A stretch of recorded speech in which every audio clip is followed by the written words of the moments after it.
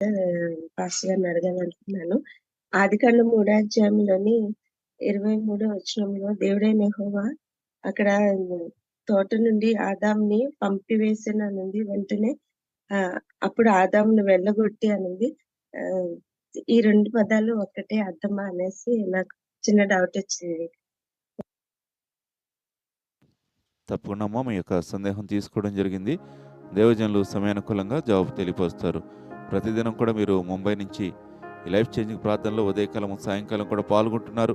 మీకున్నటువంటి ఆసక్తిని బట్టి దేవుని నామాన్ని గనపరుస్తున్నాం సిస్టర్. గాడ్ బ్లెస్ యూ అమ్మా.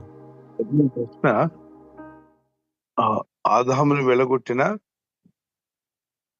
తర్వాత పంపివేసిన ఈ రెండింటి మాట్లాడుతాం అన్నారా, లేకపోతే ఇంకా మీకు ఏం అర్థం కాలేదు చెప్పగలరా? ఆ 2 పదాలు అర్థాలు ఒకటేనా అని అడుగుతున్నారు పాస్టర్ గారు. చదవండి.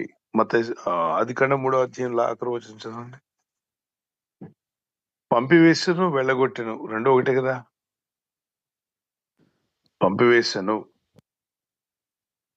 వెళ్ళగొట్టెను. అయితే ఏదైనా తోటలో ఉంచకుండా పంపించేసాడు దేవుడు. దాన్ని 2 విధాలుగా మాట్లాడతారు. ఎలాగా?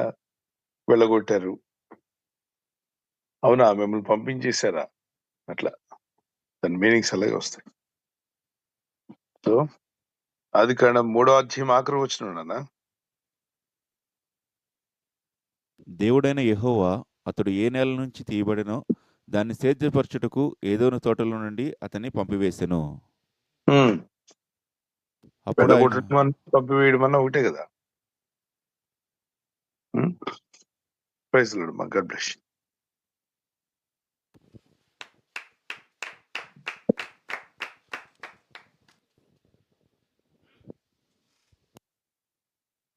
ప్రైజ్ లార్డ్ పాస్టర్ గారు. మరొక ప్రశ్న బ్రదర్ ఐలేష్ గారు హైదరాబాద్ నుండి ఈ విధంగా అడుగుతున్నారు. నేను ముందు ఒక సంఘానికి వెళ్ళేవాడిని, అక్కడ నేను అంతగా ఆత్మీయంగా బలపడలేకపోతున్నాను. తర్వాత నా ఉద్యోగరీత్యా నేను వేరొక పట్టణానికి ట్రాన్స్ఫర్ అయ్యి అక్కడ ఆత్మీయంగా బలపడే మరొక సంఘానికి వెళ్తుంటే, ముందుగా నేను వెళ్ళిన సంఘ కాపరి అలా వెళ్ళకూడదు, నువ్వు మా సంఘానికే రావాలని అంటున్నారు. ఇది ఎంతవరకు కరెక్ట్ అని ప్రశ్న అడుగుతున్నారు పాస్టర్ గారు. నాన్న మీరు అడిగిన ప్రశ్న, ఓ చర్చికి వెళ్ళేవారు ఇప్పుడు వెళ్ళట్లేదా? అవును పాస్టర్ గారు. ఇంతకుముందు ఒక సంఘానికి వెళ్ళేవాడిని. అయితే ఉద్యోగరీత్యా నేను ట్రాన్స్ఫర్ అయ్యి వేరొక పట్టణానికి వచ్చాను. అయితే అక్కడ ఆత్మీయంగా బలపడే మరొక సంఘానికి నేను వెళ్తుంటే మా పాస్టర్ గారు అక్కడికి వెళ్ళకూడదు, నువ్వు మా చర్చ్‌కే రావాలి, మా దగ్గరే ఉండాలని అంటున్నారు. ఇది ఎంతవరకు కరెక్ట్ అని బ్రదర్ ప్రశ్న అడుగుతున్నారండి. మరి ఛార్జెస్ ఎవరిస్తారు? ఇప్పుడు ఒకవేళ తమ్ముడికి ఉద్యోగం దుబాయ్‌లో వచ్చిందనుకోండి, దుబాయ్ నుండి ఫ్లైట్ వేసుకుని ఆదివారం రావాలా? ఒకవేళ ముంబైలో వచ్చిందనుకోండి, ట్రైన్‌లో ప్రయాణం చేసి రావాల్సి ఉంటుందా? ఆలోచించాలి. వేరే పట్టణంలో తనకి జాబ్ వచ్చింది, వెళ్ళాడు.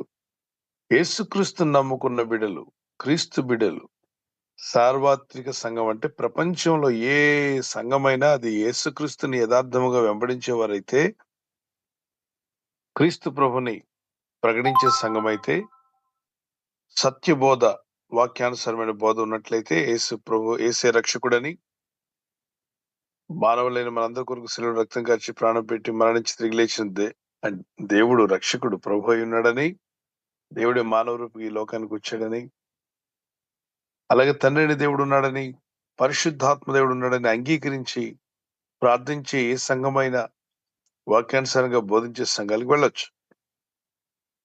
స్తుతి ఆరాధన అన్ని ఉన్నటువంటి సంఘానికి. ఓకే, అలా లేని పక్షంలో తప్పుడు సిద్ధాంతాలకు వెళ్తారని ఒకవేళ మీ దైవ సేవకుడు చెప్తే వినండి ఆ మాట. అంటే అది తప్పుడు సిద్ధాంతం, ఆ చర్చికి వెళ్ళొద్దు. వాక్యానుసారమైన ప్రార్థనా పూర్వకంగా ఉన్న సంఘానికి వెళ్ళమని సలహా ఇస్తే సలహా పాటించండి. మీ ఆత్మీయ మేలు కొరకు దైవ సేవకులు సలహాలు ఇస్తుంటారు. అలాంటి సలహాలు తీసుకోండి దైవ సేవకులు మేలు కొరకు ఇచ్చినప్పుడు. అలా కాకుండా దాన్ని నువ్వు ఎక్కడికి వెళ్ళడానికి వీల్లేదు, నేనే బాప్తిసం ఇచ్చాను కాబట్టి నువ్వు నా చర్చికి రావాలి, నువ్వు ఏ పట్టణంలో ఉన్నా ఏ ప్రాంతంలో ఉన్నా నువ్వు బయలుదేరి రావాల్సిందే, ఇది వాక్యానుసారము కాదు. బైబిల్ ఎక్కడ కూడా ఎవరు బాప్తిసం ఇస్తే వాళ్ళ చర్చికి వెళ్ళమని లేదు. బాప్తిసం అనేటువంటి దైవ సేవకులు దేవుని విశ్వాసం ఉంచినప్పుడు యేసుక్రీస్తునందు విశ్వాసం ఉంచి బాప్తిసం పొందడానికి ప్రభు మనకు అవకాశం ఇస్తే ఆ అవకాశాన్ని మనం వాడుకుంటాం, సద్వినియోగం చేసుకుంటాం. రక్షించబడిన తర్వాత చూడండి, అపోస్తుల కార్యం 8వ అధ్యాయంలో 1 నుండి 39 వచనం వరకు ఫిలిప్ అనేటువంటి వ్యక్తి చాలా మందికి బాప్తిసాలు ఇచ్చారు, సువార్త ప్రకటించారు, దెయ్యాలను వెళ్ళగొట్టారు, రోగులను స్వస్థపరిచారు, నమ్మిన వారికి బాప్తిసాలు కూడా ఇచ్చారు. ఆయనకి చర్చ్ లేదు, ఆయన ఇస్తూ వెళ్ళిపోయాడంతే సువార్థికుడు. మరి సంఘాన్ని నడిపించింది ఎవరు? పేతురు గారు, యోహాన్ గారు. మరి వాళ్ళకి అప్పగించాడు ఆయన. నేను బాప్తిజం ఇచ్చాను, నాకు దర్శనం బాగా ఇవ్వండి, నేను బాప్తిజం ఇచ్చాను. బాప్తిజం ఇవ్వడం, ఆ నీటిలో బాప్తిజం ఇవ్వడం అనేది దేవుని పనిలో ఒక పని. కాబట్టి మొత్తం బాప్తిజం జీవితకాలం అంతా దర్శనం భాగం వాళ్ళకి ఇమ్మని అక్కడ లేదు, అది అక్కడికే వెళ్ళాలని ఏం లేదండి. క్రీస్తునందు విశ్వాసం ఉంచినప్పుడు రక్షింపబడుతున్నావు. ప్రభువైన యేసుక్రీస్తునందు విశ్వాసం ఉంచి రక్షణ పొందిన నీవు సంఘంలో చేర్చబడుతున్నావు. అనగా సంఘం అంటే వీళ్ళ సంఘం వాళ్ళ సంఘం కాదు, యేసుక్రీస్తు ప్రభు వారి యొక్క రక్తం ద్వారా సంపాదించబడిన దేవుని సంఘంలో చేర్చబడ్డావు. ఓకే, దేవుని సంఘంలో అనగా దేవుని బాడీ ఆఫ్ క్రైస్ట్ లో, క్రీస్తు శరీరంలో ఒక భాగస్థుడు అయ్యావు. కనుక నువ్వు ఏ దేశంలో ఉన్నా, ఏ ప్రాంతంలో ఉన్నా ఆదివారం చర్చికి వెళ్ళాలి, ప్రార్థనలు చేస్తావు, దేవుని స్తుతిస్తావు. ఓకే, అలా అని చెప్పి అందరూ చర్చిలు మానేసి ఇష్టం వచ్చినట్టు తిరగమని కాదు దాని అర్థం. వెళ్తున్న ఆత్మీయమైన సంఘము, ఆత్మీయమైన దైవ సేవకుడు ప్రభు మీకు ఏర్పాటు చేస్తే వెళ్ళండి, వాక్యం వినండి, ప్రార్థనలు ఎదగండి. కానీ ఇక్కడ ఒక రూల్ పెట్టడం లేదు. రూల్ ఏంటంటే, నేను బాప్తిసం ఇస్తే నా దగ్గరికి రావాలి, నేను నీకు మొట్టమొదటిగా యేసు ప్రభు గురించి చెప్పాను కాబట్టి నువ్వు ఇంకే చర్చికి వెళ్ళడం లేదు, నా చుట్టూనే తిరగాలి, అలా ఇక్కడ లేదు. సువార్త ప్రకటించండి. నీ ప్రభు అంటాడు, విత్తనం నాటువాడు ఒకడైతే నీళ్లు పోయేవారు మరొకడు, కానీ అది ఎదిగేలా చేసే దేవుడే. కాబట్టి విత్తనం నాటడం అంటే సువార్త ప్రకటించింది ఒకరు, నీళ్లు పోయడం అంటే ఆత్మీయంగా ఎదుగుటకు ఉపయోగపడ్డారు, విశ్వాసం ఎదగడానికి సహాయపడిన సేవకుడు మరొకరు.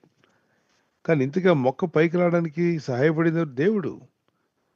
కనుక నీకు సువార్త చెప్పిన ఆయన, నీకు బాప్తిసం ఇచ్చిన అతను, తర్వాత మేమంతా దేవుని సేవకుల వరకే, మీ మీద మేము అజమాయిష్ చేయడానికి లేదు, మేము చెప్పింది నువ్వు వినాలనడం లేదు. దేవుని వాక్యం మీకు అందిస్తాం, అప్పుడు దేవుని వాక్యానికి మీరు లోబడడం వల్ల మీకు మేలు కలుగుతుంది. ఓకే, సేవకులు మంచి ఉద్దేశంతో మాట్లాడారా? ఏమని? తప్పుడు సిద్ధాంతాల్లోకి వెళ్ళొద్దు నాన్న, తప్పుడు బోధల్లోకి వెళ్ళొద్దు, నేను విన్నాను, అలా ఆ సంఘంలో వాక్యానుసారమైన బోధ లేదు, కనుక ఇదిగో వాక్యంలో లేని బోధలు వాళ్ళు బోధిస్తున్నారని చెప్పి లేఖనాల్లో చూపించి మీకు చెప్తే, మరి ఎలాంటి సంఘానికి వెళ్ళాలో అడగండి, మీరు కూడా విశ్లేషించండి, వాక్యానుసారమైన బోధ ఉందా లేదా. లేదు, ఆత్మీయంగా ఉంది, వాక్యానుసారమైన బోధ ఉంటే వెళ్ళండి. మీరు ఎందుకంటే వేరే పట్టణంలో ఉన్నారు, ఆ పట్టణం నుండి మళ్ళీ మీ గ్రామానికి వెళ్ళడానికి వీలు పడిన పక్షంలో ఆదివారం బయలుదేరి నేను వెళ్ళే పరిస్థితి లేదు. ఒకప్పుడు గ్రామంలో ఆ చర్చికి అటెండ్ అయ్యేవాడిని, ఉద్యోగరీత్యా ట్రాన్స్ఫర్ అయ్యి ఎక్కడికో వెళ్ళాను, అక్కడి నుండి మళ్ళీ తిరిగి నేను ఇక్కడ రావడానికి వీలు పట్టలేదు. ఆ సమయాన్ని పక్కనే ఉన్న సంఘం, ఆత్మీయంగా ఉన్న సంఘానికి వెళ్తున్నాడు, వెళ్ళొచ్చు. Okay, God bless you.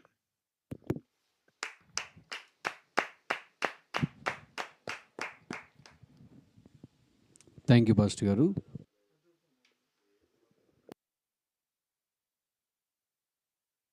వాణిమెర్సి గారు వైజాగ్ నుంచి అడుగుతున్నారండి, ఈ మధ్య సోషల్ మీడియాలో ఏలియన్స్ గురించి వైరల్ వీడియోస్ వస్తున్నాయి, అసలు ఏలియన్స్ నిజంగానే ఉన్నారా అని సహోదరి ప్రశ్న అడుగుతున్నారండి.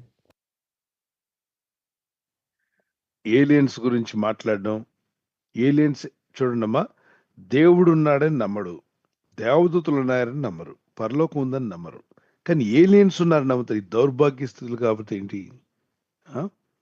ఎంతో మంది దౌర్భాగ్యుల్లాగా దాన్ని దేవుడు ఉన్నాడంటే నమ్మనంటాడు, దేవదూతలు ఉన్నాయంటే నమ్మనంటాడు, ఏలియన్స్ ఉన్నాయంటే నమ్ముతా అంటాడు.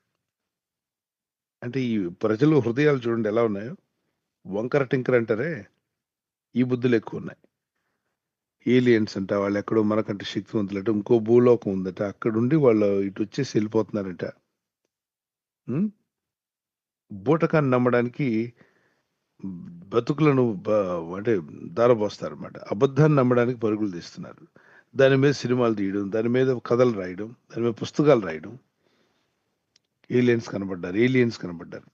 బైబిల్లో ఎక్కడైనా ఏలియన్స్ ఉన్నారు జాగ్రత్త అని చెప్పాడా దేవుడు? లేదు లేదండి. పాస్టర్ గారు. దెయ్యాలు ఉన్నాయని చెప్పాడా బైబిల్లో? చెప్పారు. చెప్పారండి. మరి దెయ్యాలు నమ్మి సావరు వీళ్ళు. వీళ్ళకి పెద్ద దెయ్యం పెట్టి ఉంటుంది వీళ్ళకి. ఎందుకంటే దెయ్యాలు ఉన్నాయని నమ్మరు, దేవదూతలు ఉన్నాయని నమ్మరు, పరలోకం ఉందని నమ్మరు, నరకం ఉందని నమ్మరు. ఉన్నవన్నీ ఏమో నమ్మరు, లేని వాటినేమో ఊహాగానాన్ని నమ్మించి ఊహించి అక్కడ ఇలా తిరిగిందో సాసర్ తిరిగింది మేము చూసాం, చాలా స్పీడ్గా తిరుగుతుంది, వచ్చి వెళ్ళిపోతుంది, రకరకాలుగా భావాలు ఎవరో చూసామో మాట్లాడారు. సరే, మీరు ఏం చూసినా ఏం చూడకపోయినా వాక్యంలో పరిశుద్ధ గ్రంథంలో రాయబడింది నిజం. పరలోకం ఉందన్నాడు దేవుడు ఉంది, దేవదూతలు ఉన్నారు, ప్రయాణాలు చేస్తారు, వాళ్ళు భూమండలం మీదకి వస్తారు వెళ్తారు. ఎందుకంటే దేవదూతలు ఎక్కుచూ దిగుచూ ఉన్నాయని రాయబడింది. ఎక్కుచున్నాయంట, భూమి మీద నుండి పైకి వెళ్తున్నాయి, పైనుండి దిగుచున్నాయి.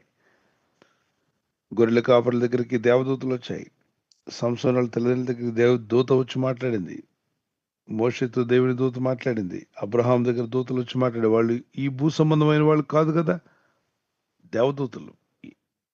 మరి బైబిల్లో మనం చదివితే మనము కూడా పరదేశులు అన్నాడు. పరదేశులు అంటే మన దేశం అంటే ఈ భూమండలానికి సంబంధించిన వాళ్ళు కాకపోతే వారిని పరదేశులు అంటారు. ఒక విధంగా అక్కడ ఒక ట్రాన్స్లేషన్లో వీఆర్ ఆల్సో ఏలియన్స్, మనుషులు కూడా ఏలియన్స్ అనట. ఏంటా ఏలియన్స్? మనము పరదేశులము, యాత్రికులము కనుక ఈ భూమి మీద ఎవడు శాశ్వతంగా ఉండడు, వచ్చాము మళ్ళీ వెళ్ళిపోతాం. ఎస్. సో దేవుని వాక్యాన్ని నమ్మండి, దేవుడు ఉన్నాడని నమ్మండి, పరలోకం ఉందని నమ్మండి, దేవదూతలు ఉన్నాయని నమ్మండి, దెయ్యాలు, దురాత్మలు, అంధకార శక్తులు కూడా ఉన్నాయని నమ్మండి. అవి ఉన్నాయి, వాటి గురించి రాయబడింది బైబిల్లో. ఇంక ఏలియన్స్ ఉన్నాయి, వేరే భూమండలం ఉంది, అక్కడ నుండి వచ్చి వెళ్తుంటారు, అది అబద్ధం, దాన్ని నమ్మొద్దు. God bless you.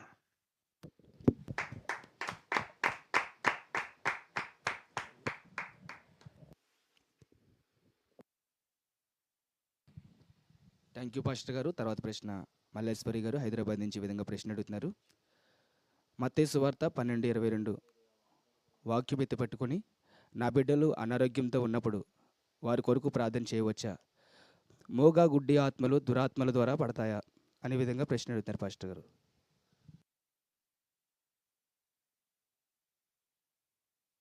ఏంటన్నా మూగ గుడ్డి ఆత్మలు దురాత్మల ద్వారా కూడా పడతాయా? అదేవిధంగా మత్తయి సువార్త 12:22 వచనంలో అక్కడ యేసు ప్రభువారు మూగవారిని స్వస్థపరిచినట్లు ఉంటుంది కదా, ఆ వచనాలు ఎత్తి వారి బిడ్డల నిమిత్తం సహోదరి ప్రార్థన చేయవచ్చని సందేహం అడుగుతున్నారండి. మీ బిడ్డలకి మూగతనం లేనప్పుడు మూగదయ్యమా పో అని అంటారా మీరు? అనమాట. అక్కడ అందరినీ అనలేదు, ఆ స్పిరిట్ పెట్టిన వాళ్ళని ప్రభు గద్దించాడు. మూగవైన చెవిటి ఆత్మ వెళ్ళిపోమని గద్దించాడు. అలాంటి కొన్ని ఆత్మలు ఉంటాయి. అయితే పిల్లోడు మాట్లాడట్లేదు అనుకోండి, 2 రోజులు మూగదయ్యమా పో అంటారా? లేదు, సరిగా మీ మాట వింటలేదు అనుకోండి, చెవిటి దయ్యమా పో అంటారా? లేదు. ఏ దురాత్మలున్నా వదిలిపోవాల్సిన గద్దించడమే ప్రభునామంలో. అవసరం లేని రెవల్యూషన్స్ అన్ని మనకి దొరుకుతున్నాయి. వింత రెవల్యూషన్స్, వింత ప్రత్యక్షతలు వచ్చేస్తున్నాయి. ఏంటి ఈ బోధకుల్లో కొంతమంది గమనించండి, ఉన్న వాక్యాన్ని తిన్నగా చదవకుండా అనేక విధాలైన ఆలోచనలతో వాళ్ళు చదువుతారు. వాళ్ళ ఆలోచన విధానాన్ని వాక్యం మీద అప్లై చేస్తారు. అలా అప్లై చేయకూడదు నాన్న. బిడ్డల కొరకు ప్రార్థన చేయండి, ప్రభా బిడ్డలకు బుద్ధి జ్ఞానం కలగాలని. అలాగే బైబిల్ చెప్తుంది, బాలుడు నడవలసిన మార్గమును వారికి నేర్పుము అన్నాడు. పిల్లలు చిన్నతనం నుండి దేవుని వాక్యాన్ని నేర్చుకునేలాగా సహాయపడండి పేరెంట్స్. మధ్యలో హఠాత్తుగా నేర్చుకోలేడు, చిన్నతనం నుండి నేర్పాలి. మొక్కై వంగనేది మ్రానై వంగున అంటాడు. మొక్కగా వంగనటువంటిది మ్రానైనప్పుడు ఎలా వంగుతుంది అంటాడు. అలాగే బెత్తం వాడిని వాడు తన కుమారునికి విరోధి అంటాడు. అంటే బెత్తం పట్టుకుని రోజు కొట్టమని కాదు, దాన్ని క్రమశిక్షణ చేయించడం, గద్దించి సరిచేసి వాళ్ళలో వచ్చిన మూఢత్వాన్ని తొలగించి వివేకం కల్పించడం. ఓకేనా? ప్రార్థన చేయండి, బిడ్డల కొరకు బుద్ధి జ్ఞానం కావాలని ప్రార్థన చేయండి. అలా కాకుండా బిడ్డల తల మీద చేయబెట్టి మగవాయిన చెవిడి దయ్యమపో అంటే వాడు ఆ, పిల్లవాడికి ఏ దెయ్యం లేదనుకోండి, మా అమ్మ ఇలా ప్రార్థన చేస్తుందేంటి, మగవాడిని చెడు అని నాలో దెయ్యం ఉందా, వాడు ట్రాన్స్లోకి వెళ్ళిపోయాడు అనుకో, నాలో దెయ్యం ఉంది దెయ్యం ఉంది అనుకో తిరగడం స్టార్ట్ చేస్తే అది ఇంకొక దెయ్యం పడుతుంది, వాడికి లేని దెయ్యం పట్టుకుంటుంది కనుక దెయ్యం లేదు అన్నప్పుడు మరి దెయ్యాల గురించి ఎందుకు మీరు మాట్లాడతారు? ఉన్నాయి, దెయ్యాలు ఉన్నాయి, కానీ మీ బిడ్డలో లేనప్పుడు ఎందుకు దాని గురించి మాట్లాడాలి? ప్రభునామంలో గద్దించి బిడ్డకు మంచి బుద్ధి జ్ఞానం కావాలని బుద్ధి చెప్పండి, ప్రార్థన చేయండి. వారి బిడ్డలకు అదే సమస్య ఉందండి పాస్టర్ గారండి. ఒకవేళ అదే సమస్య ఉంటే ప్రభునామంలో గద్దించి ప్రార్థన చేసినప్పుడు వెంటనే నోరు తెరవబడి చెవులు వినబడ్డాయి అనుకోండి, సంతోషం, దురాత్మ వెళ్ళిపోయింది, ప్రజలు ఆ బిడ్డలు మాట్లాడుతున్నారు, వింటున్నారు. ఒకవేళ మాట్లాడుతున్నా అంటే గద్దించిన ప్రభునామంలో ఆజ్ఞాపించిన వాళ్ళకి నోరు మాట్లాడట్లేదు, చెవులు వినబట్టలేదు అంటే దెయ్యం వల్ల రాలేదు అది. ఓకే, దెయ్యం వల్ల వస్తే ప్రభునామంలో గద్దిస్తే దెయ్యాలు పోతాయి. మార్క్స్ వద్ద 16-17 ఎంత గద్దించినా అది పోవట్లేదు అనుకోండి, దెయ్యం కాదు అది, అది సహజంగా ఆ బిడ్డకు వచ్చినటువంటిది. ఓకే, చూడండి, ఇప్పుడు మేనమామ వరుస వివాహాలు చేసుకున్న వాళ్ళకి కూడా ఎక్కువ మందికి ఇలా వస్తున్నట్టుగా మనం చూస్తున్నాం. తర్వాత కొంతమంది అక్క కూతురులు చేసుకుంటారు, వాళ్ళ బిడ్డల్లో కూడా ఎవరో ఒకరికి తేడా వచ్చినట్టు గమనిస్తున్నాం. లేవి ఖండంలో అయితే అలాంటి వరుసలు అలాంటి వాయులు ఆ విధంగా చేసుకోకూడదు అన్నాడు. ఈ మధ్య సైన్స్ కూడా చెప్తుంది, శాస్త్ర పరిశోధకులు కూడా అలాంటి సంబంధాలు చేసుకోవద్దు అన్నాడు. అయిపోయిన వాళ్ళ సంగతి వదిలేయండి, ఇంక చేసుకోవాలనుకున్న వాళ్ళు అలా వెళ్ళొద్దు అన్నాడు. వెళ్ళొద్దని చెప్తుంది సైన్స్ కూడా, డాక్టర్స్ కూడా. కొన్ని పుట్టే పిల్లలకి ఇబ్బందులు కలిగే అవకాశం ఉంది, మాటలు సరిగా రాకపోవచ్చు, నాలుక మందమైపోవచ్చని, కొన్ని దేహం లేని మార్పులు వస్తాయి, మానసిక బలహీనతలు కూడా వచ్చే అవకాశం ఉందని చెప్తున్నారు. ఒకవేళ అలా వచ్చేసింది అనుకోండి, ప్రార్థన చేసి దేవునికి అప్పగించండి అన్న. నాకు తెలుసు పేరెంట్స్ ఎంత బాధపడుతుంటారు, బిడ్డలు మాట్లాడకపోతే తల్లికి ఎంతో బాధ, తండ్రికి కూడా. వినలేకపోయినా బాధే. ప్రార్థించండి, అటు బిడ్డలను దేవునికి అప్పగించండి. యేసుక్రీస్తు నామములో మీ బిడ్డలు కూడా బాగుపడే విధంగా దేవుడు కనికరించి మేలు కలుగు చేసి మీ గృహానికి మీ బిడ్డలకు వెలుగును ప్రభు దయచేయునుగాక. ఆమేన్. ఆమేన్. ఒకవేళ దురాత్మల ప్రభావంలో వచ్చుంటే ఆ దురాత్మలు యేసు నామములో వెళ్ళిపోయి మీ బిడ్డలకు విడుదల వచ్చునుగాక. ఆమేన్. అలా ఎంత గద్దించి ప్రార్థించినా పోవట్లేదంటే ఇంక మళ్ళా దెయ్యం దెయ్యం అనొద్దు, ప్రభుకి అప్పగించండి, ప్రార్థన చేయండి. God bless you.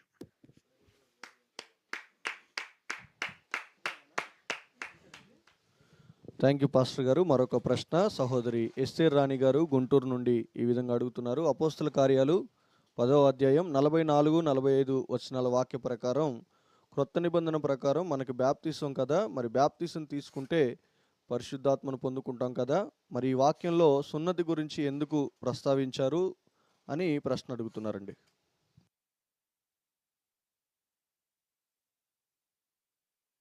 సున్నతి చేసుకోమని ఎక్కడ లేదు కదమ్మా, ఆ వాక్యం చదవండి. అపోస్తల కార్యాలు 10వ అధ్యాయం 44వ వచనం, పేతురు ఈ మాటలు ఇంకా చెప్పుచుండగా అతని బోధ విన్న వారందరి మీదికి పరిశుద్ధాత్మ దిగెను.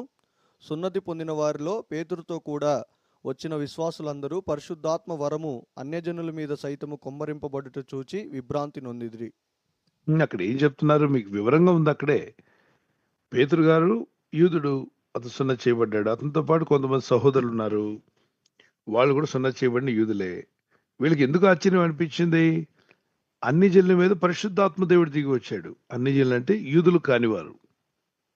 ఆ ప్రార్థనా మీటింగ్ లో ఉన్నప్పుడు దేవుని వాక్యం వింటుండగా అందరి పైకి పరిశుద్ధాత్మ దిగిరాగా వాళ్ళు సున్నతి అంటే వీళ్ళ ఉద్దేశం ఏంటి? సున్నతి చేయబడిన వాడిని దేవుడు రక్షించడు, పరిశుద్ధాత్మ వారి మీదకి రాదు, దేవుడు వారికి వాళ్ళకి రక్షణ దొరకదు అని చెప్పి అనుకుంటున్నారు.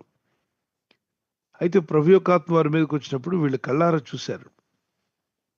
వారు ఆత్మలో అన్ని భాషల్లో మాట్లాడుతూ దేవుని స్తుతిస్తున్నారని గమనించి, మనవలే పరిశుద్ధాత్మ పొందిన వీరిని బాప్తిసం పొందుటకు ఎవడు ఆటంకపరచగలడు నీళ్ళకు అని చెప్పి బాప్తిసాలు ఇస్తారు. ఇక్కడ మనం గమనించాల్సింది ఏంటి? అన్ని జనులు వాళ్ళు ఎవరు సున్నతి చేసుకోవాలా, మరి వారి మీద పరిశుద్ధాత్మ దేవుడు ఎలా వచ్చాడు? అంటే దాని అర్థం మీకు మీనింగ్ వివరంగా అర్థమైందిగా, అక్కడే ఉంది. ఏమని? సున్నతితో సంబంధం లేదు. మరి పేతురు, యోహాను, యాకోబులు వీళ్ళంతా కూడా యూదులు కాబట్టి వాళ్ళకి చేశారు యూదాచారం ప్రకారంగా.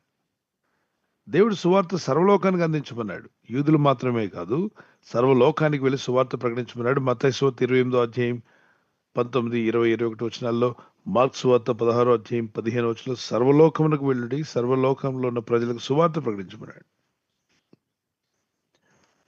భూదిగంతముల వరకు సువార్త ప్రకటించమన్నాడు. భూదిగంతములు అంటే ఒక భూమి చుట్టూ భూగోళం అంతటా.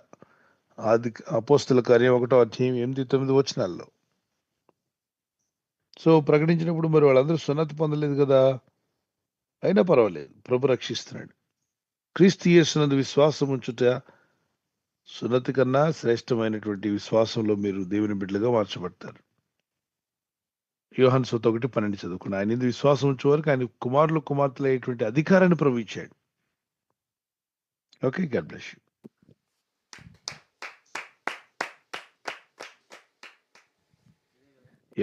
ఎవరైనా సున్నతి చేయించుకోవాలని చెప్పంటే అలా అన్న బోధకుడిని అసలు నమ్మొద్దు.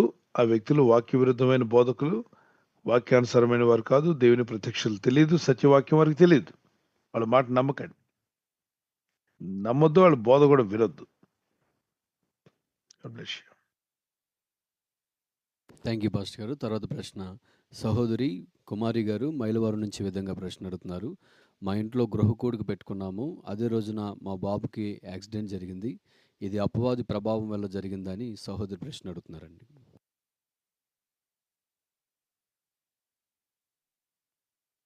నాన్న, ఇప్పుడు రోడ్డు మీద ప్రయాణం చేసేటప్పుడు కొన్ని జాగ్రత్తలు ఉంటాయి. జాగ్రత్త లేకుండా ప్రయాణం చేస్తున్నప్పుడు, ఇష్టానుసారంగా డ్రైవ్ చేసినప్పుడు కానీ, అతివేగంగా ప్రయాణం చేసిన, కొన్ని మార్లు రోడ్డు మీద నడిచేటప్పుడు కూడా ఎటో చూస్తూ నడుస్తున్నప్పుడు కాలు జారి పడే అవకాశం ఉంటుంది.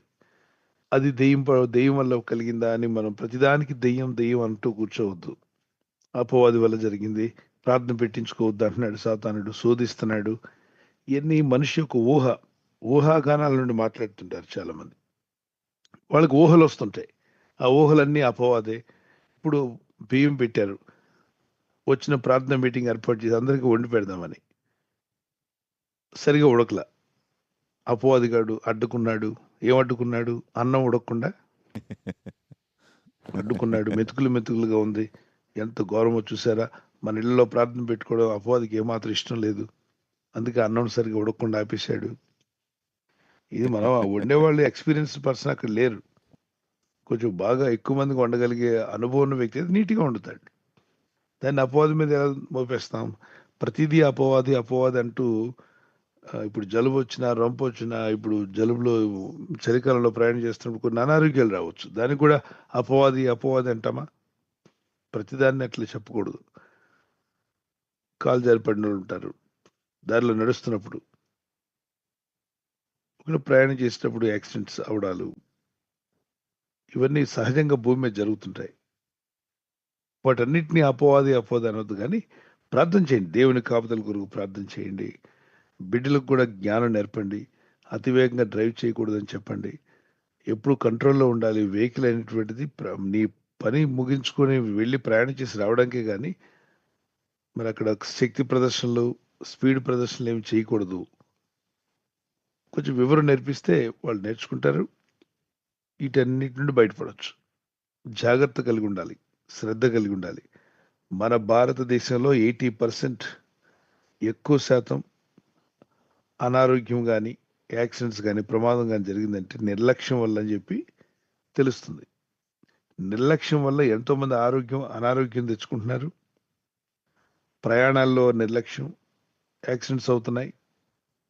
నిర్లక్ష్యం, శ్రద్ధ ఉండదు చేసే పని మీద. మరి రోడ్డు మీద వెళ్తున్నప్పుడు నిర్లక్ష్యంగా ఉంటారు. రోడ్డు యాక్సిడెంట్స్ ఎక్కువ శాతం. కొన్ని ఒక 20-25% నిజంగా జరుగుతుంటాయి, కొన్ని అనుకోకుండా జరుగుతాయి, ఎవరు తప్పు ఉండదు. కానీ 75-80% నిర్లక్ష్యం వల్ల, అజాగ్రత్త, ఎలా పడితే అలా డ్రైవ్ చేస్తున్నారు. ఇప్పుడు మన రోడ్డు మీద చూస్తున్నాగా.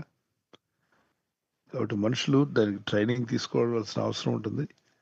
కంట్రోల్లో ఉండాలి. అది అపవాది కాదమ్మా. ప్రార్థన చేసుకోండి, ప్రభు స్తుతించండి, బిడ్డలకు దేవుని వాక్యం నేర్పించండి. ప్రభు మీ కుటుంబాన్ని కాపాడును గాక.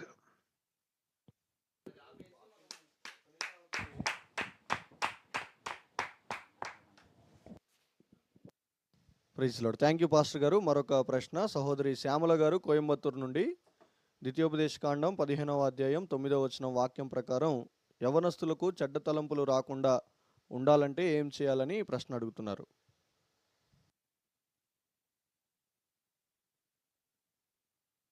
రైట్. యవనస్తులు దేవుని వాక్యాన్ని వింటున్న వారు చూడండి, 119వ కీర్తన 9వ వచనం, సామ్స్ 119:9లో యవనస్తులు దేని చేత తమ నడతను శుద్ధి చేసుకోగలరు? నడతను అన్నప్పుడు తలంపులు, ఆలోచనలు, ప్రవర్తన అన్ని కూడా యవనస్తులు దేని చేత తమ నడతను శుద్ధి చేసుకోగలరు అంటే శుద్ధిగా బతకగలరు పవిత్రంగా అన్నది దేవుని వాక్యం బట్టి దాన్ని జాగ్రత్తగా చూసుకున్నట్టు చేతనే కదా అన్నాడు. అంటే దేవుని వాక్యాన్ని బట్టి యవనస్తులు మంచిగా జీవించే అవకాశం ఉంది. అన్నిటినీ జయించడానికి శక్తినిస్తాడు. అలాగే యవన బిడ్డలందరూ చదవండి 2 తిమోతి పత్రిక 2వ అధ్యాయం 14వ వచనం. 2 తిమోతి పత్రిక 2:22వ వచనం. 2 తిమోతి చాప్టర్ 2:22 ఏముందంటే, నీ యవన ఇచ్చల నుండి పారిపోము. నీవు యవన ఇచ్చల నుండి, యవనంలో పుట్టే కొన్ని ఇచ్చలు ఉంటాయి, వాటి నుండి పారిపోము. పవిత్ర హృదయులై ప్రభునకు ప్రార్థన చేయవారితో కూడా నీతిని, విశ్వాసమును, ప్రేమను, సమాధానం వెంటాడు. ఈ మధ్య సర్వేలో తెలిసిందేంటి, రోజుకు 10 అధ్యాయాలు బైబిల్ చదువుతున్న వారు చాలా మంది వాళ్ళకున్న చెడుతనం నుండి బయటపడ్డారని, అనేకమైనటువంటి ఆలోచనలకు గురైన వాళ్ళు కూడా వాటి నుండి బయటకు రాగలిగారని. అది ఒక్కరోజు కాదు, అలా కంటిన్యూగా రోజుకు 10 అధ్యాయాలు చదవండి. చదివి దేవునిలో ప్రార్థన చేయండి, వాక్యాన్ని ధ్యానించండి. వాక్యం చదువుతూ ఉండగా ఆత్మదేవుని సన్నిధి మన మీద పనిచేస్తుంది.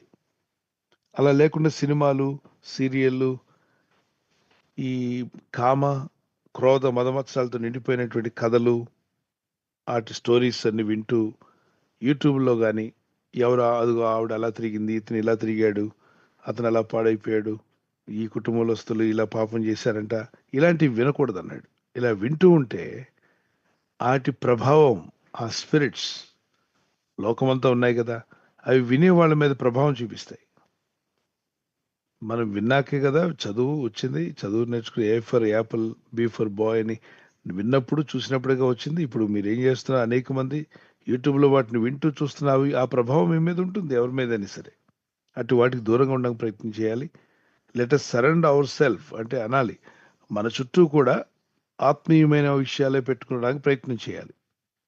ఒక వ్యక్తి బరువు తగ్గాలనుకుంటున్నాడు, అప్పుడు అతని చుట్టూ తిరు పదార్థాలన్నీ పెట్టుకున్నాడు. అంటే ఉదాహరణకి జంక్ ఫుడ్స్ అన్ని పెట్టుకున్నాడు, చిప్స్ అని, అవని, ఇవన్నీ దగ్గర పెట్టుకున్నాడు.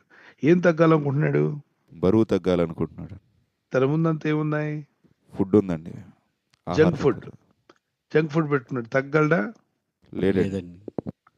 టెంప్ట్ అవుతాడు. టెంప్ట్ అయ్యి రేపు నుండి మానేద్దామని చెప్పి ఈరోజు తనకి ఇష్టమైన చిప్స్ అవన్నీ ఇవన్నీ తినేస్తాడు. మళ్ళీ రేపు కూడా అవన్నీ అందుబాటులో ఉన్నాయనుకోండి, మళ్ళీ టెంప్ట్ అయ్యే అవకాశం ఉంది. వాటిని అసలు ఆ గదిలో నుండి తీసాడు అనుకోండి, లేకుండా చేస్తే తిందామని అనిపించినా ఏమీ లేదు కాబట్టి వాటర్ దగ్గర కూర్చుంటాడు, ఇంకా బుక్ చదువుకోవచ్చు. అలా దేవుని వాక్యంతో మన ఆత్మీయ జీవితాన్ని సరిచేసుకునే అవకాశం దేవుడు మనకి ఇచ్చాడు. సెల్ఫ్ కంట్రోల్ అన్నాడు. గలతీ పత్రిక 5వ అధ్యాయం 22వ వచనంలో ఆత్మఫలం ఏమనగా సెల్ఫ్ కంట్రోల్ అంటే ఆశా నిగ్రహము అన్నాడు. ఆఖరి మాటలో ఆశను నిగ్రహించుకునే శక్తిని ఇస్తాడు. ఫిలిప్పీ 4:7వ వచనంలో అప్పుడు క్రీస్తు యేసుకు సమాధానం మీ హృదయాలకు కావలి కాయును అన్నాడు. అప్పుడు సమస్త జ్ఞానమునకు మించిన దేవుని సమాధానము యేసుక్రీస్తు వలన మీ హృదయములకును మీ తలంపులకును కావలి కాయును. మీ తలంపులను కూడా ఆపేస్తుంది. క్రీస్తు యొక్క సమాధానము మీ తలంపులు కూడా కాపలా ఉంటుందట. God bless you. ప్రభు మిమ్మల్ని దీవించుగాక.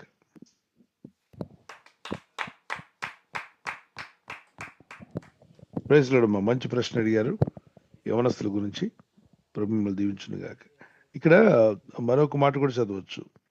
ఫిలిప్పీ 3వ అధ్యాయం 19వ వచనంలో, కొలస్సీ 3:1-2 వచనాల్లో భూ సంబంధమైన వాటి మీద మనసు పెట్టకుడి అన్నాడు. పైనుండి వాటి మీద మీ మనసు పెట్టమన్నాడు. అలాగే ఫిలిప్పీ 4:8 వచనం కూడా చదవండి. అక్కడ దేని మీద ధ్యానం ఉంచుకోవాలో కూడా చెప్పాడు. Thank you. God bless you. Thank you pastor గారు. తర్వాత ప్రశ్న సిస్టర్ సంధ్య గారు హైదరాబాద్ నుంచి ఈ విధంగా ప్రశ్న అడుగుతున్నారు పాస్టర్ గారు. పాత నిబంధనలో ఉన్న బోయజు, క్రొత్త నిబంధనలో ఉన్న బోయజు ఇద్దరు ఒకటేనా అనే విధంగా ప్రశ్న అడుగుతున్నారు పాస్టర్ గారు.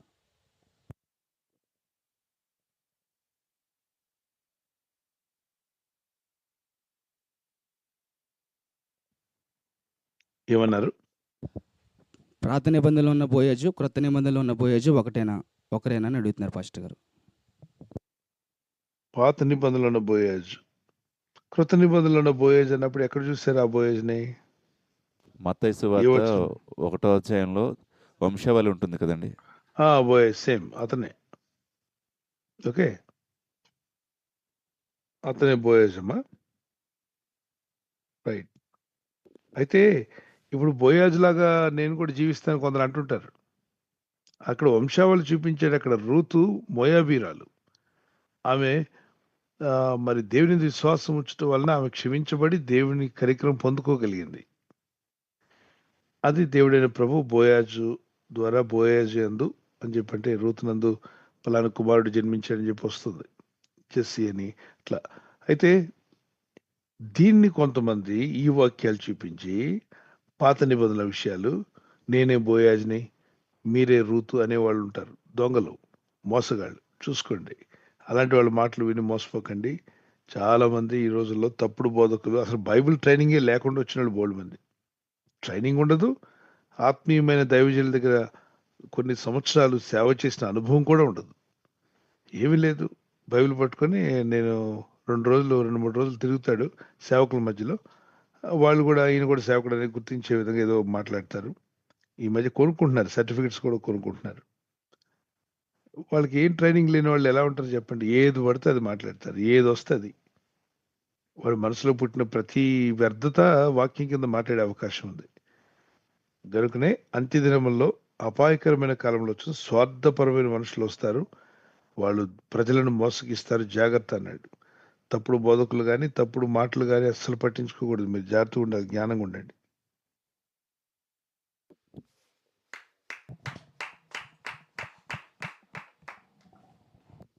థ్యాంక్ యూ పాస్టర్ గారు. సహోదరి లక్ష్మి గారు విజయవాడ నుంచి వాక్యం నడుచున్నారండి. ఇర్మీయా గ్రంథము 23వ అధ్యాయం 30వ వచనం. కాబట్టి తమ జతవాని యొద్ద నుండి నా మాటలను దొంగలించు ప్రవక్తలకు నేను విరోధిని. ఇదే యెహోవా వాక్కు. వాక్యం నడుచున్నారు పాస్టర్ గారు. తమ అక్కడ రాసింది కదమ్మా. కాబట్టి తమ జత పని వాని యొద్ద నుండి నా మాటలను దొంగిలించు ప్రవక్తలకు నేను విరోధని. అంటే అర్థం ఏంటి? జత పనివాడు ఓ ప్రవక్త ఉన్నాడు, మరొక ప్రవక్త ఆ ప్రవక్త చెప్పిన మాట ఆ మాటలు దొంగిలించి దేవుడు నాతో చెప్పాడు పిల్లరా అని చెప్పి అబద్ధాలు చెప్పేవాళ్ళు చాలా మంది ఉన్నారు. బోధకులు అని చెప్పుకునే వాళ్ళు కూడా అబద్ధాలు చెప్తున్న వారు చాలా మంది ఉన్నారు. కొంతవరకు కొంతమంది వారి మాటలు నమ్ముతున్నారు. అలా మోసపోకండి అంటున్నాడు ఇర్మీయా గ్రంథంలో 23వ అధ్యాయం. మరొకసారి ఆ స్క్రీన్ మీద వాక్యం పెట్టండి, అందరూ చదవచ్చు. అలా మోసగించే వాళ్ళు ఉన్నారు, నేటికి ఉన్నారు అలాంటి వారు. సో దేవుని సేవకులు ఉదాహరణకి మేము ఒకరోజు చెప్పాం 7 hours prayer in God's presence అని చెప్పాం. 7 hours, 7 గంటల సమయం దేవుని సన్నిధిలో కూర్చొని ప్రార్థన చేద్దాం అని చెప్పి ఈ మీటింగ్ పెట్టబోతున్నాం అని చెప్పాం. ఎన్ని hours? 7 hours. 7 hours in God's presence. నేను ఆ వాక్యం పెట్టమని అన్నాను, మీరు పెట్టట్లేదు. చూడండి, 7 hours ఇన్ గాడ్స్ ప్రెసెన్స్. దాని ముందు ఈ మాట చదివేద్దాం, చదవండి. కాబట్టి తమ జతవాని యొద్ద నుండి నా మాటలను దొంగలించు ప్రవక్తలకు నేను విరోధిని. ఇదే Right. యెహోవా వాక్కు. దొంగిలించడం అనేది చెప్తాను. 7 hours ప్రేయర్ పెట్టబోతున్నాం, ప్రభు మమ్మల్ని ప్రేరేపించాడని చెప్పాం. అనౌన్స్మెంట్ చేసి మేము రాగానే అక్కడున్న ఒక సేవకుడు మేము పెట్టక ముందు పెడతామని చెప్పాం, చెప్పిన దాన్ని ఆయన అప్పటికప్పుడే పోస్ట్ తయారు చేసి ఆయనకి దేవుడు చెప్పినట్టు ఆయన ఆ మీటింగ్లో ఉన్నాడు, మేము వచ్చినట్టు మీటింగ్లో ప్రకటించినప్పుడు ఉన్నాడు. పిల్లరా, దేవుడు నాకు 7 రోజులుగా చెప్తున్నాడు. విన్నదేమో ఆ రోజు, కానీ అబద్ధం చెప్పేవాడున్నాడు. 7 రోజులు చెప్తున్నాడు, 7 అవర్స్ పెట్టమంటున్నాడని పెట్టాడు. పెడతానని పోస్ట్ పెట్టేశాడు. దీన్ని దొంగతనం కాదు. అక్కడ ఆల్రెడీ విన్నావు. నువ్వు పోనీ 18 అవర్స్ పెట్టుకో, దేవుడు నీకు చెప్తే 12 అవర్స్ పెట్టు, మరి ఇంకెన్ని అవర్స్ అయినా పెట్టుకో.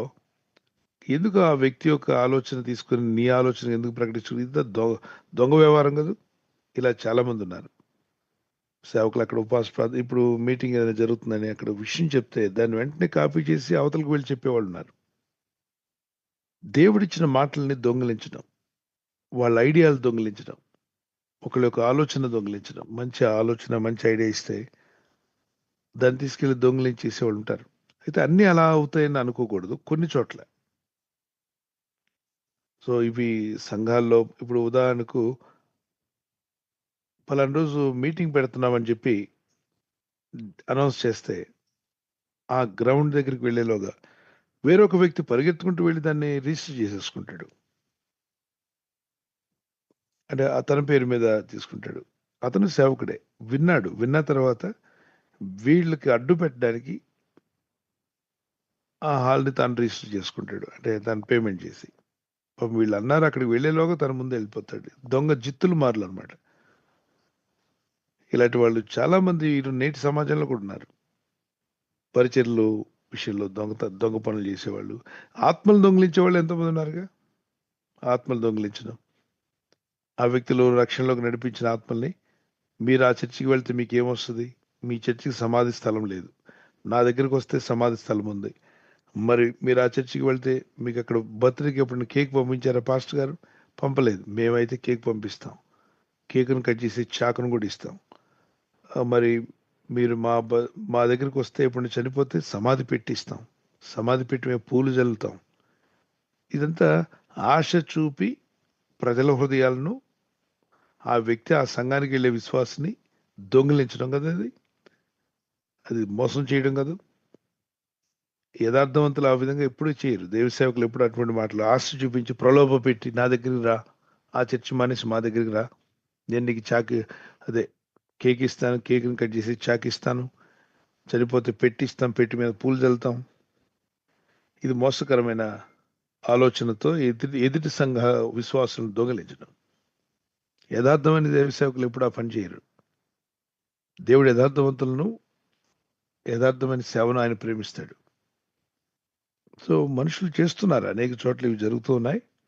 కనుక దేవుని మాటలు దొంగిలించవద్దు. అలాగనే దేవుని యొక్క దేవుడు ఆత్మలను కూడా దొంగిలించకండి. ఒకవేళ ఎవరైనా సంఘపు ఆత్మ వేరే చర్చికి వెళ్తున్నారు, అక్కడ వాక్యం సరిగా లేదు, గొడవలు అవుతున్నాయి, మనశ్శాంతి సమాధానం లేదు. అక్కడ వాక్యం విందామని వెళ్తే వాక్యం లేకుండా గొడవలు అవుతున్నాయి, కమిటీ గొడవలు, వర్గ భేదాలు. అప్పుడు వాళ్ళు బయలుదేరి వాక్యం వినడానికి మీ చర్చికి వస్తే రానివ్వచ్చు. నా ఎద్దుకొచ్చు వాడిని ఎన్నడూ త్రోసివేనన్నాడు. వాక్యం చెప్పండి, వచ్చిన ఆత్మకి వాక్య ఆహారం ఇవ్వండి. వారు వెళ్తున్న సంఘంలో వాక్యం లేదు కాబట్టి వచ్చారు. అలా కాకుండా ఆ చర్చికి వెళ్ళే వ్యక్తికి నువ్వు ఆశ చూపించి ఆ వ్యక్తిని ప్రలోభ పెట్టి అక్కడికి వెళ్ళొద్దు, నా దగ్గరికి రా, మానేసి రమ్మంటే అది మరి దొంగిలించడం. అది ఐడియాలు దొంగిలించేవాళ్ళు, ప్రసంగాలు దొంగిలించేవాళ్ళు, ఇలా చూస్తే ఎన్నో విషయాలు. అయితే దేవుడు అంటాడు, తాను పెట్టని గుడ్ల మీద పొదుగువాడు నష్టపోతాడన్నది. నువ్వు పెట్టని గుడ్లు పొదిగితే ఏమవుతుంది? నష్టం, కష్టం నీకే అవుతుంది అన్నాడు. దేవుడు నీకు ఇచ్చిన పనిలో నిమగ్నమై ముందుకు వెళ్ళు. ఉదాహరణకు మార్నింగ్ ప్రేయర్స్ మనం పెట్టాం, జరుగుతూ ఉండేవి. చాలా మంది దాన్ని కాపీ కొట్టారు. మార్నింగ్ లైఫ్ చేంజింగ్ ప్రేయర్స్ అని పెడితే లైఫ్ చేంజింగ్ జర్నీ అని మరొకరు పెట్టి, మరొకరు ఇంకొకటి అని రకరకాలుగా పెట్టారు. వారు పెట్టి కొనసాగించారంటే కొన్నాళ్ళకు వాటిని ఆపేశారు. మరి దేవుడు నీతో చెప్తే కొనసాగించాలి కదా. ఒకటి జరుగుతుందంటే దాన్ని కాపీ చేయడం ఎందుకు? దేవుడు నీకు ఏదైనా ఇస్తాడు, ప్రార్థన చేయి, ప్రభు నీకు ఇచ్చిన దాంట్లో ముందుకు వెళ్ళు. You can continue whatever God has given you.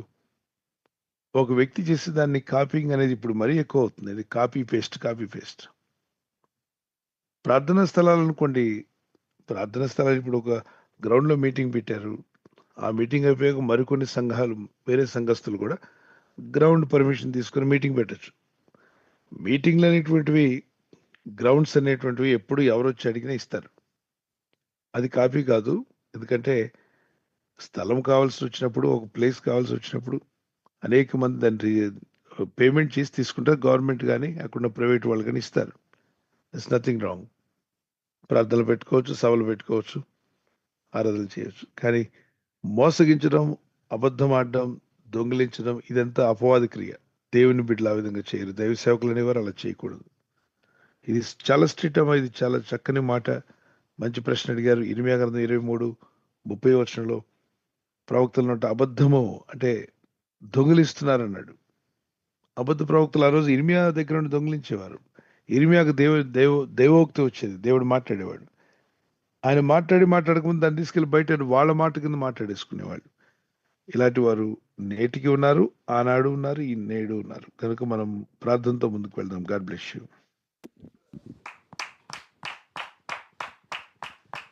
Thank you pastor గారు. సిస్టర్ దెబోరా గారు బళ్ళారి నుండి ఈ ప్రశ్న అడుగుతున్నారు. దైవజనులు వాక్యం బోధిస్తున్న సమయంలో ఫోన్ వస్తే వాక్యం చెప్పడం ఆపేసి ఫోన్ మాట్లాడుతున్నారు. అలా వాక్యం మధ్యలో ఆపేసి ఫోన్ మాట్లాడవచ్చా అని ప్రశ్న అడుగుతున్నారు. దైవ సేవకుడు అనే వ్యక్తి వాక్యోపదేశం చేసేటప్పుడు వాక్యం మీదే ఉండాలి. కానీ ఫోన్ వస్తుంది, ఫోన్ మాట్లాడుతున్నాను, ఒకవేళ ఆ ఫోన్ అంత అర్జెంట్ కాల్స్ వస్తాయి అంటే పక్కన ఒక విశ్వాసకి ఇవ్వచ్చు, వారి అసిస్టెంట్కి ఇవ్వచ్చు. అయ్యా ఏమైనా అర్జెంట్ కాల్స్ వస్తాయి అటెండ్ అవ్వండి అని. ఒకవేళ ప్రేయర్ రిక్వెస్ట్ కార్డ్స్ వస్తున్నాయేమో, ప్రార్థన చేసే ఒక వ్యక్తిని పెట్టి ఫోన్ అటు ఇచ్చేయండి. మీరు ప్రసంగం ఆఫ్ చేసి ఫోన్లో మాట్లాడి మళ్ళీ వచ్చి ప్రసంగం చేయడం ఏంటి? రాంగ్ అంటే రైట్ ఎగ్జాంపులర్గా ఉండాలి. మంచి ఎగ్జాంపుల్, మంచి మిమ్మల్ని చూసినప్పుడు నేర్చుకునే విధంగా ఉండాలి. కానీ మీరు చూపించే విధానం సరిలేదు. సేవకుడైనా, విశ్వాసి అయినా, ఎవరైనా సరే ప్రార్థనలో, వాక్యంలో ఉంటున్నప్పుడు మాటి మాటికి ఫోన్లు ఎత్తి మాట్లాడడం అది అమర్యాదగా ఉంటుంది. ఉదాహరణకు ఒక కలెక్టర్ గారు ఎదుట మీరు కూర్చున్నారనుకోండి, మీరు ఫోన్లో మాట్లాడుతూ ఉంటారా? లేదు పాస్టర్ గారు.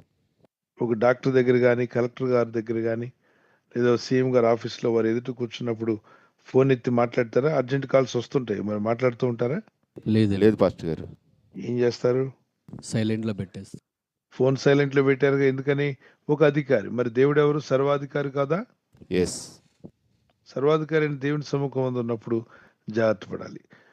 ఒకవేళ ఆ టైంలో ఏదో ఒక ఇంపార్టెంట్ కాల్ అధికారుల నుండి వస్తుందని చెప్పారంటే ఒక వ్యక్తికి అప్పగించండి ఫోన్. ఆయన ఎత్తాడు. మీరు వాక్యోపదేశం చేస్తున్నారు చేయండి, ప్రేయర్ చేస్తున్నారు చేయండి. దేవుని సన్నిధిని, దేవుని వాక్యోపదేశాన్ని గౌరవించండి. అమర్యాదగా మనం ప్రవర్తించకూడదు. అంటే అంత చీప్గా మనం చూడకూడదు దేవుని సన్నిధిని. ఫోన్ ఎక్కువ కానీ, ఫోన్ మాటలు ఎక్కువ కానీ, దేవుని సన్నిధి పర్లేదు, ఆ మధ్యలో వెళ్ళిపోయి బయటికి వెళ్ళి మాట్లాడి మళ్ళీ వచ్చి ప్రసంగం చేస్తాను. That's not right. అర్థం చేసుకోండి. God bless you. Thank you pastor గారు. సేవకులందరికీ ప్రత్యేక వందనాలు. విదేశాల్లో ఉన్న వారు ఆత్మీయులందరికీ వందనాలండి. Praise the Lord. నవ్వుతూ చక్కని వందనాలు మీరు వారు అందరూ చెప్తూ ఉన్నారు. ప్రభు మిమ్మల్ని దీవించాలి నా ప్రార్థన. మరి విదేశాల్లో ఉన్నటువంటి ఆత్మీయులైనటువంటి సహోదర సహోదరులు మన దేశం నుండి God bless you all. We are praying for you. ఈ న్యూ ఇయర్ లో నూతన కార్యాలు ప్రభునామంలో జరుగును గాక. ఆమేన్. పిల్లల ఈ సమయంలో విశాఖపట్నంలో జరగబోతున్న సభల గురించి ఒక చిన్న అనౌన్స్మెంట్ ఉంది. ఈ విషయాన్ని అందరూ విందాం. ఆ తర్వాత ఆశీర్వాదంతో ముగించుకుందాం.